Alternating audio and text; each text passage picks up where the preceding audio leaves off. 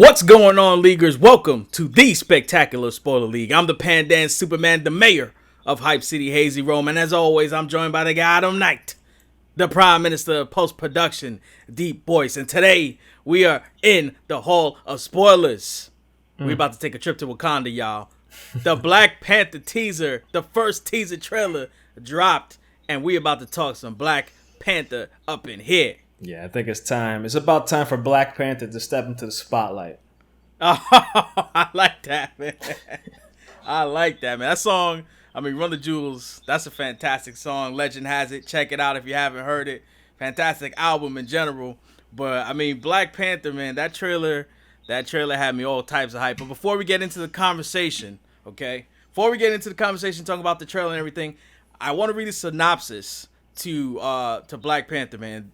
Apparently, they revised it fairly recently, so I just want to read that for you guys, just to give a little context to what we're talking about here today. So here we go. Marvel Studios' Black Panther follows T'Challa, who, after the death of his father, the King of Wakanda, returns home to the isolated, technologically advanced African nation to succeed to the throne and take his rightful place as king. But when a powerful old enemy reappears, T'Challa's mettle as king and Black Panther is tested when he is drawn into a formidable conflict that puts the fate of Wakanda and the entire world at risk. Faced with treachery and danger, the young king must rally his allies and release the full power of Black Panther to defeat his foes and secure the safety of his people and their way of life. DeepBoyce, man, what do you make of all this? I think this movie needs to come out like yesterday, so we can watch it. I think we got like 8 months? Yeah. From the time we're recording this right now, about 8 months. It's coming out February 18th, man. Just in time for Black History Month. But true. Didn't even think of that. That's yeah. a good point. I February guess 16th, my bad. Sorry. I guess you could say it was a good trailer. Or a teaser, let's say. Yes. It got us hype. And, it was one of those trailers that you want to stop shot by shot to check out almost every screen. Not just to Absolutely. check out what you can kind of take away, what you may expect in the movie, but also just appreciate the artistry and the craft of all the people that worked on this. It looks phenomenal. I really like the look and the vibe and everything that they're going with in this movie. Agreed. In terms of some of the characters, some of the things we saw in there, we obviously got, a good look or decent look at, the cast members. We definitely got to look at T'Challa. Yeah. We also got to look at Ulysses Klaue, played by Andy Serkis. We got Erik Killmonger, played by Michael B. Jordan. We've got M'Baku, and played by Winston Duke. We also have Shuri, T'Challa's sister. So, what do we make of all these characters? Let's try to fit them into the synopsis, man. So one of the things that popped out to us when we were discussing this was an old enemy reappearing, a powerful old enemy reappearing. So DeepBoyce, man, tell me what's the good word on that? Yeah, I'm speculating that powerful old enemy is Erik Killmonger, who is he's that old school enemy of Black Panther, of T'Challa's. They have history. They're in many ways, they grew up together. And in terms of their history in the comics, Erik Killmonger's father was someone that was close to T'Chaka, the king, the former king, the father of T'Challa. And something happened. There was an event in which he was disgraced and he was banished. But, obviously, with these sorts of things, when you're banished, your whole lineage is also banished. When it comes to kings and royalty, lineage matters a lot. So I'm pretty sure Erik Killmonger was banished from Wakanda, and he's kind of making his return, and he doesn't look very happy. Happy. He's blowing some stuff up. You can see when you really get a good look at him, it looks like there's a scene where he's handcuffed at some point. And then, of course, there's a scene where you see him kind of face off against almost like 6 or 7 warriors all at once. Sure. So one of the big takeaways we got from Captain America Civil War, which is where we first see Black Panther, is unfortunately the death of King T'Chaka, Black Panther's father, or T'Challa's father, the former Black Panther. Right. So right from there's going to be a change of the guard. They're going to hand off the crown over to T'Challa, who's going to be the new ruler of Wakanda, the new hero, the new Black Panther. And I'm assuming that with this vacuum, so to speak, or maybe with this new king, he's going to be tested. And you can hear what sounds like T'Chaka speaking to someone, probably T'Challa himself, telling him that you're a good man with a good heart, but being king is difficult. I guess when you're a good man, it's difficult to be a good man and be king, basically. So that's kind of letting people know that he's going to be tested. He's a good person, but he's going to have to make some very tough decisions because there's going to be political unrest within Wakanda, I'm assuming. So you have Erik Killmonger coming in, causing a ruckus. He's probably also working with Ulysses Klaue, who is also a long-standing villain of Black Panther. And typically what he's interested in is the Vibranium. I mean, there's a little bit more there. I mean, in the comics, he was the one that killed T'Chaka in the comics themselves. Obviously, he wasn't responsible for that in this.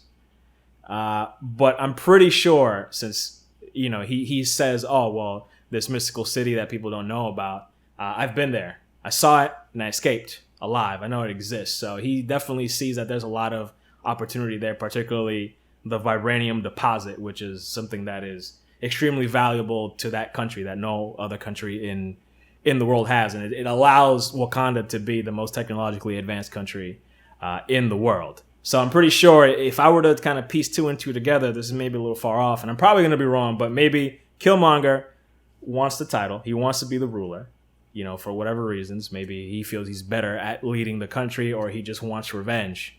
And because he's working with Klaue, possibly Klaue is going to have access to the Vibranium by way of Killmonger, because you help me take out T'Challa, the Black Panther, and I'll help you be rich. I'll let you, one of the few people from outside, get access to this Vibranium. And there's a scene that you mentioned where you see Angela Bassett, who is most likely Ramonda, the mother of Shuri, and I'm not sure if she's also the biological mother of T'Challa in the movie. Yeah. But you see them in a place, it looks like a mountainous area, it's kind of snowing. That's most likely the Mound, which is, according to legend, an asteroid hit Wakanda, and that asteroid deposited the Vibranium there, and it created, it kind of distorted the land, so to speak. So it created this mound, this giant mountain area. So that's most likely what's going to be going on here. I mean, we also see a scene where, I think that you see a scene where T'Challa's walking in, and he's not wearing anything, or he's not wearing any traditional clothes, or maybe he's not wearing he's wearing his traditional clothes of Wakanda, but he's not wearing the Black Panther suit. You see him without a shirt, and he's walking into the ceremonial area where there's a lot of people there. And then later on, you cut to a short scene of Killmonger fighting somebody. We believe it's T'Challa. We're pretty sure it's T'Challa. Yeah, it looks like T'Challa to me. I saw somewhere someone said it might be M'Baku. Yes. Who we'll get into in a little bit. Mm-hmm. But I think based on the haircut, it looks like T'Challa, because M'Baku actually has the sides of his head is shaved. The sides of his head are shaved. Yeah, sure. So the hairstyle kind of looks more like T'Challa. It's a little hard to tell though. Yeah, it's a little hard to tell, and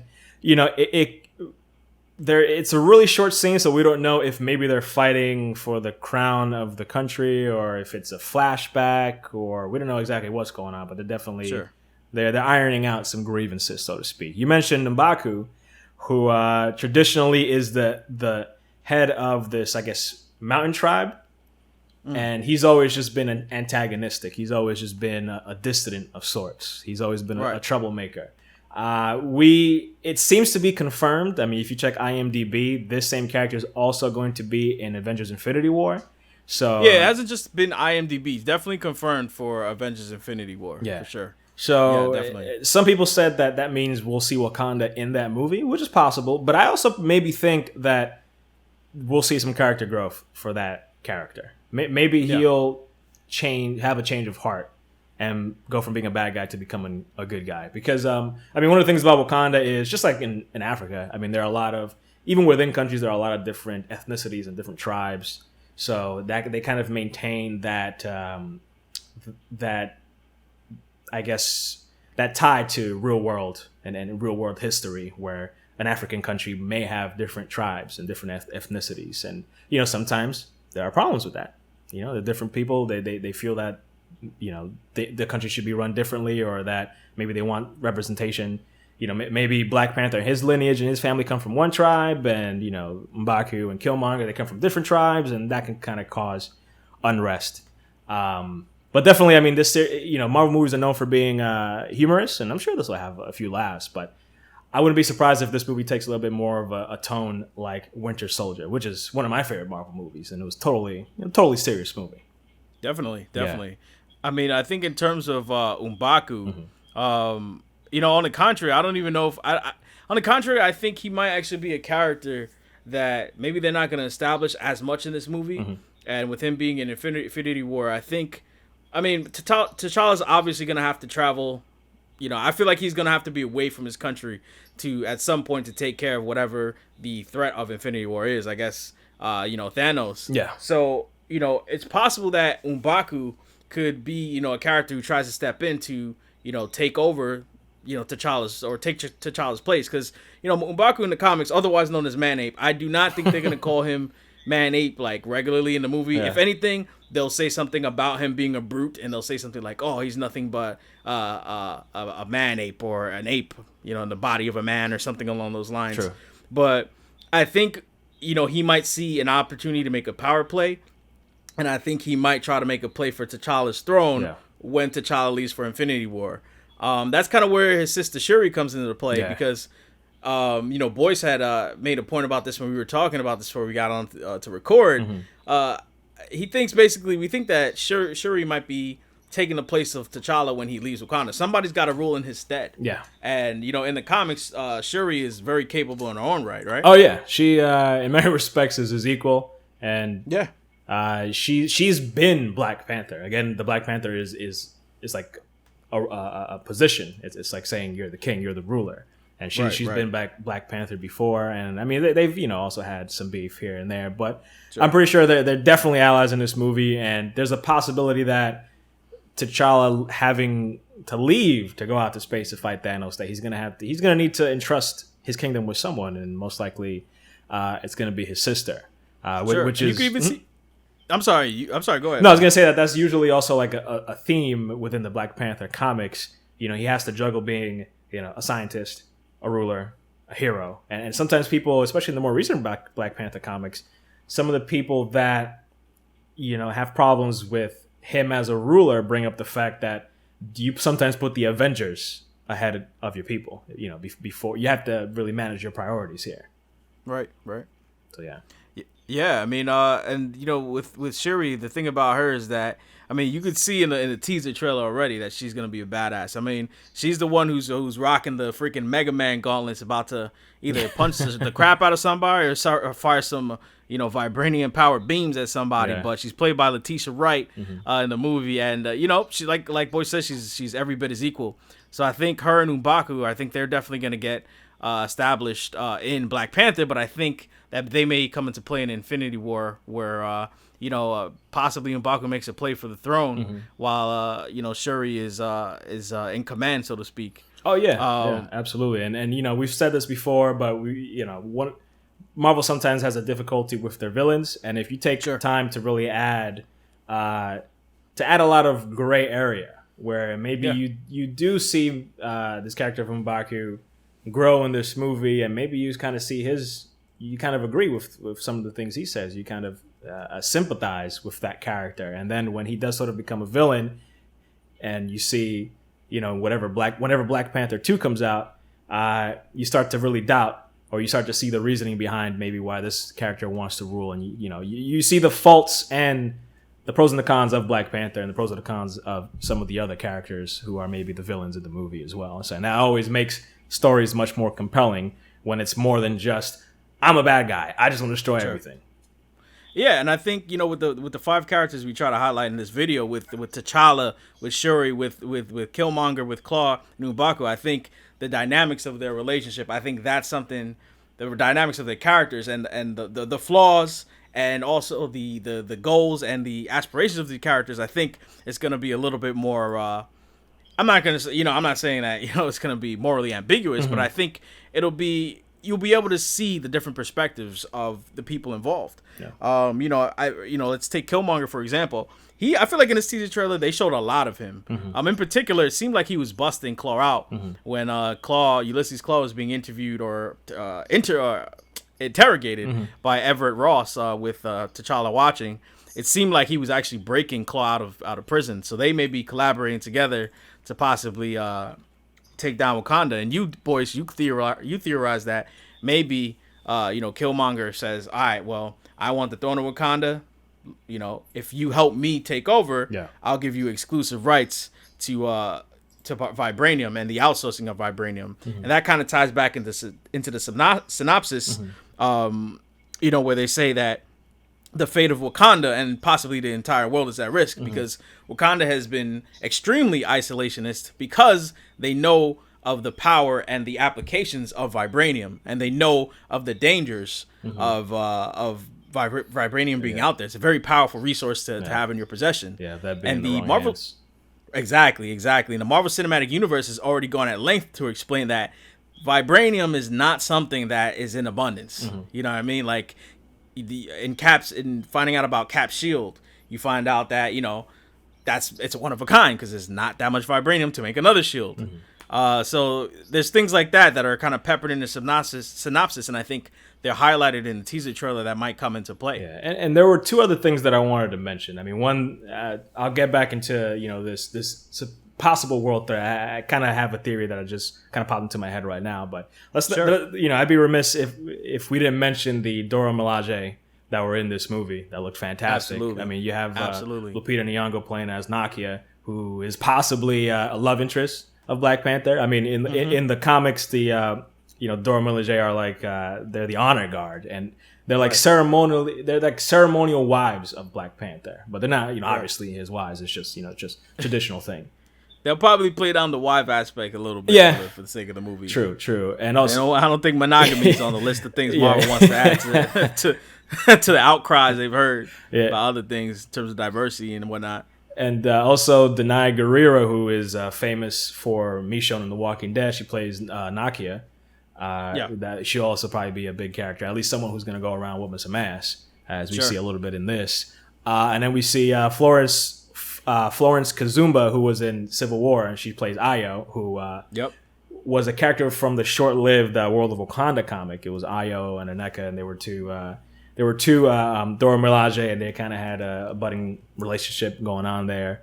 Obviously, I don't think they're going to go into too much of that in this movie, but definitely this is one of the important aspects of Wakanda and the Black Panther character is his honor guard, and I would definitely like to see them used to the fullest extent, just whooping everybody's ass left and right.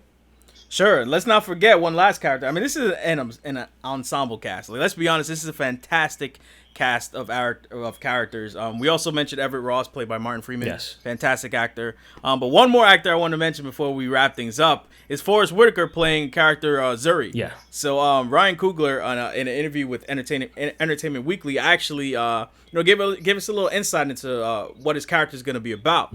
So he says he's somewhat of a religious figure or spiritual figure. Spirituality is something that exists in Wakanda in the comics, and it's something we wanted to have elements of in the film. Forrest's character, more than anything, is a major tie back to T'Challa's father. Zuri is someone he looks to for guidance. Yeah, Zuri was he was like T'Challa's right-hand man. And in terms of mentioning, I guess, the spiritual aspect of things, Black Panther is also the king of the dead. He's able to kind of hold commune with the previous Black Panthers, as he kind of has like all of their wisdom. Sure. So that's also, I guess, because there's a spiritual aspect in terms of the Wakandans' connection to the god Bassett, which is like a cat-like god. That's why the Black Panther is such an important figure for them, and that's kind of what they shape their society around, or at least traditionally. How much of that you think is going to make it into the movie in terms of how it's portrayed? Well, I don't think he's going to be king of the dead, supposedly, but I think DeepBoyce over here encroaching on his right to rule. Yeah. Come on. No, I think they'll definitely have an aspect where he'll be able to sort of a connection not only to his father but to his culture, I guess. Sure. And sort of a call to the many different types of spirituality in traditional African tribes. Maybe they'll. Because he may be sort of a spiritual advisor, but he's also just a political advisor as well, as in a close family friend, but someone that is more closely tied to the old history and the traditions of his country, because that is something that T'Challa often, sometimes struggles with. I mean, he's a futurist. He's like a lot like Tony Stark. He's a very smart man that is able to build a lot of, impressive technology. And sometimes in looking too much into the future, he may forget about where he came from. And that where his people are from is a very important aspect of his country and of his rule, and he needs to make sure that he maintains that in order for him to appeal as king. But one last thing before we wrap it up, you mentioned Everett Ross, and one thing that I don't see too many people talk about, but at the end of Civil War, we at least know that Bucky Barnes is somewhere in Wakanda. I don't know if he'll still be there during this movie, but they're helping him kind of not only rebuild mentally, but they're going to rebuild his arm. And it's possible that also Captain America is somewhere there as well. I mean, that was kind of where they were hiding out. If you see I think it was one of the post-credit sequences, was it not? Or was it just at the end of the movie, of Civil War? It was one of the, I think it was it was either at the end or a post-credit sequence of Captain America Civil War. I'm not sure if Steve is staying there, if Steve Rogers is staying there, but he definitely was there to drop Bucky off at preschool. But he was hanging out with he had a play date with Black Panther, so he left him there. Yeah. But I'm not sure where he's staying, but there's a possibility he's in the region. Captain America's a wanted man essentially, so he's gonna have to lay low. I know that this is maybe too much for one movie. I mean, we mentioned a lot, but at least maybe for like Black Panther 2, Black Panther and Winter Soldier teaming up, that'd be kind of dope. I mean, going forward in general, Marvel seems to be aiming towards having a little bit of a more crossover atmosphere, or crossover friendly movie slate. I mean, we see it with Spider-Man: Homecoming with Tony Stark and Spider-Man both appearing in that. We see it in Thor: Ragnarok with Thor and Hulk appearing in that as well. So I am all up for that. And also Doctor Strange is going to appear in Thor: Ragnarok as well. Ooh. So, I'm all down for that, man. But, I mean, let us know what you guys thought about the teaser trailer for Black Panther. Where do you think the story will take us as we see the journey between T'Challa as a prince to now becoming king and having to fight off all these enemies and rivals in his country? Let us know if you're looking forward to Black Panther, and let us know what you thought of our thoughts and our theories for this episode of the Spectacular Spoiler League. Me and DeepBoyce, we are getting out of the hall of spoilers. We going to Wakanda, everybody. We going to Wakanda, okay? We're going to get some Vibranium milkshakes. We're going to do it up. We'll see you guys later. We're going to have some indigestion eating that. I mean, they seem to put Vibranium in everything. Why can't there be Vibranium milkshakes? I guess so. I mean, isn't like gold flakes on like food a thing? I guess maybe you could do a Vibranium.